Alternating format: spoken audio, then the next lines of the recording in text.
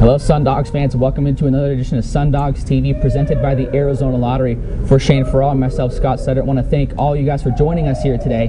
To start off the show, I want to talk about possibly the biggest news of the season. The Sundogs have made the playoffs, Shane. Yeah, and that's big. You know, third playoff berth in 5 seasons for the Arizona Sundogs, for head coach and general manager Marco Pietranero, and more importantly, the first since the championship season in 2007-08. So to be able to get back to the playoffs, that was the team's goal since day one. Marco guaranteed it during a press conference this summer. They've got the job done.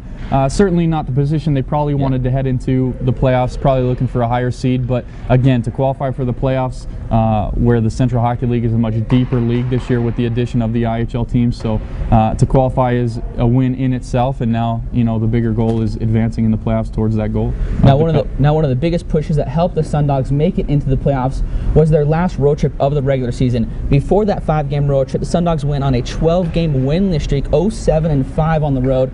Then on the 5-game road trip, all in Texas, 4-1-0, a big push for the Dogs. Yeah, exactly, and you know that 0-7-5 record in 12 games heading into that final road trip, that was tough for a number of reasons, most of which is that the Sundogs were in a lot of those games. A lot of them were 1-goal losses, losing in overtime, shootouts, so those are tough losses to swallow, but they turned it around. That final road trip of the season, going 4-1-0, was huge because those wins came against conference opponents in Laredo, Rio, and Odessa, so that helped the Sundogs to create some separation between those bottom 2 teams, Laredo and Rio.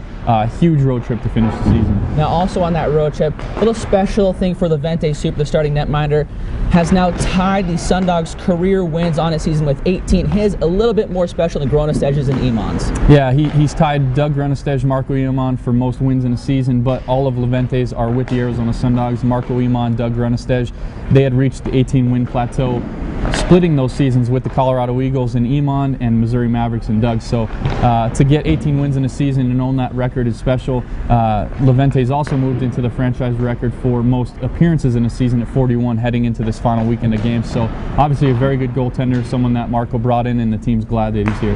Now something we've talked about in previous shows, the roster trying to get set up for the playoff run has been a little bit more tweaking here at the end of the season. 2 of the main tweaks have been adding Matt Frick and Brett Blatchford, 2 defensemen, one a very savvy veteran and one a rookie, and they're both playing very well right now. Absolutely, and you can see that looking at their stats. They've both contributed already in points.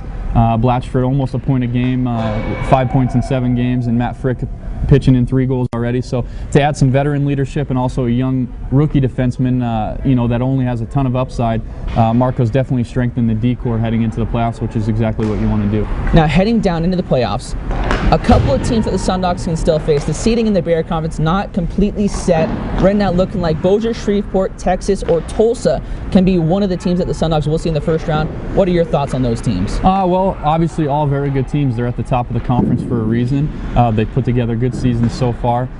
You know, but I don't think there's any one team that the Sundogs would rather face. When you get to the playoffs, you've accomplished your goal, and no matter who you face, you want to advance into the playoffs. So the Sundogs will prepare to play any of those teams. They're all very good teams, but one thing that you need to remember is on any given night, any one team can win. Exactly. So the Sundogs can beat Bossier, they can beat Tulsa, they can beat Texas. Those are all very good teams, and the Sundogs are going to have their work cut out for them. But wins are there to be had, and the Sundogs are going to go into the playoffs looking for those wins. So, well, like we've said in previous shows, I hope you're able to write some press releases for some playoff wins. I'm hoping that I could get some game-winning calls here in the playoffs.